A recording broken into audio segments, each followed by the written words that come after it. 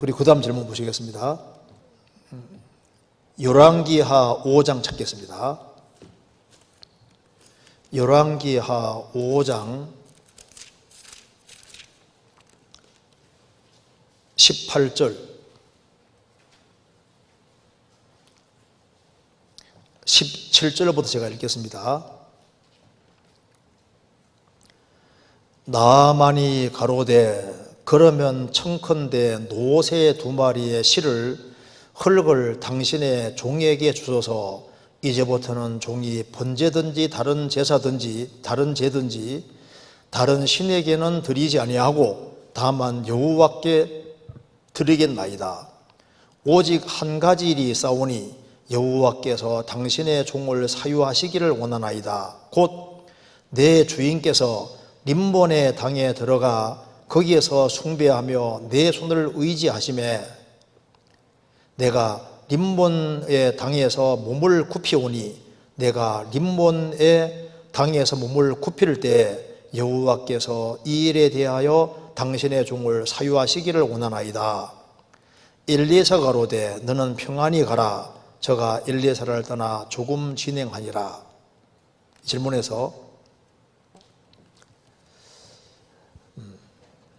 나아만이 림본의 당에 들어갈 수밖에 없는 상황인 것에 대하여 하나님께서 이해를 해 주신 것인가요? 예를 들면 그리스도인이 제사 자리에 가서 절은하지 않되 함께 그 자리에 참석은 하는 것 같은 의미로 받아들이면 될까요? 아니면 단호하게 군대 장관의 자리를 내려놓고서라도 단호한 신앙의 자세를 유지했어야만 했던 것인가요? 이거 참 좋은 질문이잖아요. 생각해 볼 만한 좋은 질문입니다. 이제 나아만은 요단강에 7번 들어가서 나오므로 문두멍이 깨끗하게 나와버렸어요. 그걸 뭘 알았냐면 여호와만 참 하나님이구나 하는 걸 알았습니다. 그래서 17절에 말한 대로 이제 나는 다른 신에게 제사 드리지 않고 여호와에게 하나님께만 제사 드리겠고 하나님만 섬기겠습니다. 이렇게 말하는 겁니다. 그런데 이제 찝찝한 게 하나 있는 거예요. 내가 이제 아람에 가서 아람 왕이 이제 림본의 당, 이제 우상의 단에서 이제 우상을 섬기는 우상의 단에 들어가서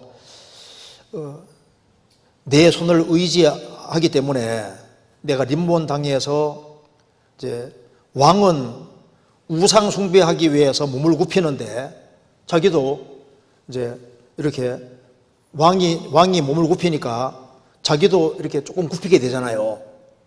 자기는 하나님을 섬기는데 이거 아니라는 걸 알면서도 고개를 숙이게 되니까 찝찝하다 그 말입니다. 그래서 뭐라 했냐면은 오직 한 가지 일이 있사오니 여호와께서 당신의 종을 사유하시기를 원하나이다. 용서해 주기 원합니다. 그 말이잖아요. 왜냐하면 양심에 끓이 끼기 때문에 이 말을 하고 있는 겁니다. 그러니까 이게 고개를 본의 아니지만은 왕이 고개를 숙일 때 왕을 부추게 되니까 같이 고개를 숙이게 되니까 분명히 다른 사람도 똑같이 나아만은 똑같이 림본 당에서 우상 숭배한다고 이럴 수밖에 없잖아요. 볼 때 자기 속은 아닐지라도. 그러니까 이제 이게 마음에 끓이끼는 거예요. 끓이키지 않으면은 사유하시기를 원하되 이 말 할 수 없잖아요.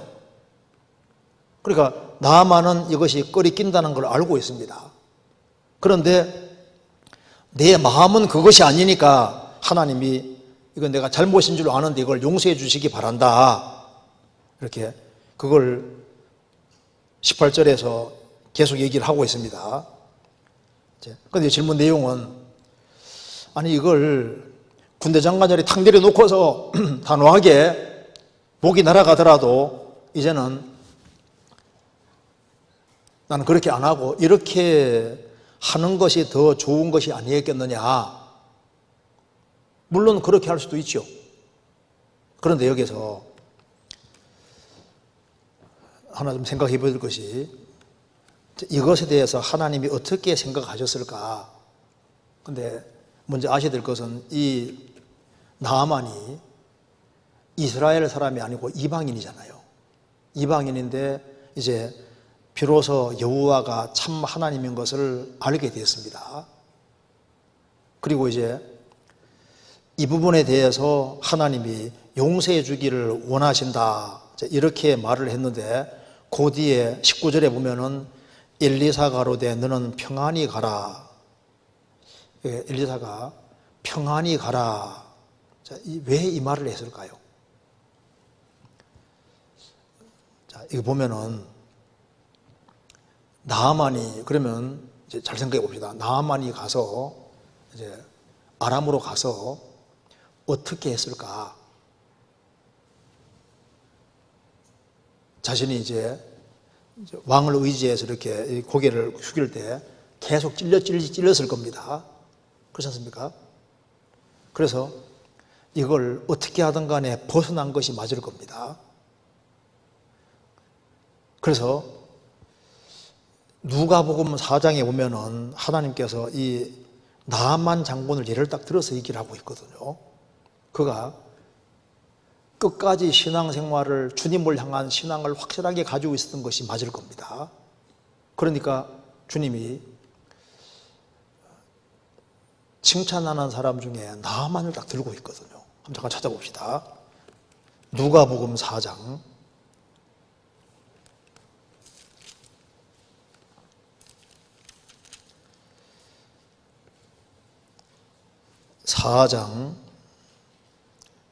25절 제가 읽겠습니다. 내가 참으로 너희에게로 노니 엘리야 시대에 하늘이 새해 6달을 닫히어 온 땅에 큰 흉년이 들었을 때 이스라엘에 많은 과부가 있었으되 엘리야가 그중 한 사람에게도 보내심을 받지 않고 오직 시돈 땅에 있는 사렙다의 한 과부에게 뿐이었으며, 또 선지자 엘리사 때 이스라엘에 많은 문둥이가 있었으되 그 중에 한 사람도 깨끗하지 못하고 오직 수리아 사람 나만뿐이니라. 이게 주님께서 여기 엘리야 시대 때 참 과부가 그렇게 많았는데 시돈 땅에 있는 사렙다 한 과부만 하나님의 도우심을 입었다. 하나님의 아주 큰 도움을 받았습니다. 그리고 성경 기록되어 있잖아요. 그리고 이제 엘리사 당시에도 이스라엘 땅에 문둥이가 많이 있었는데 시리아 사람, 수리아 사람 나만만 고침받았다.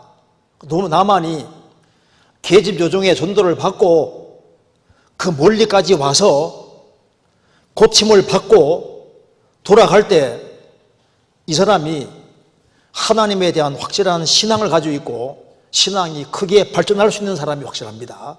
그래서 엘리사가 평안히 가라 그렇게 말했을 때 왜 평안히 가라고 했을까요?